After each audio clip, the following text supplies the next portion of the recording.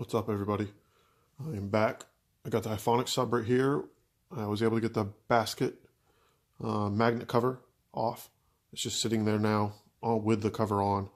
But I wanted to show you what I found underneath. So there's the sub. There's the magnet. Just a single 1-inch slug. No voice coil venting around. Just a pole vent, like it was designed for. I'll show you the cover. Cover's right here. It's got some mesh and a little bit of foam so it wouldn't rattle, but it's definitely plastic, chintzy. But it does make the sub look kind of better. I don't know. I'm not a huge fan of it.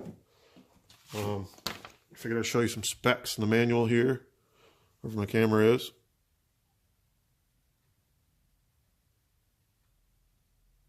So, yeah, there's the Hifonics sub with the magnet cover off right there. Hope you guys enjoyed.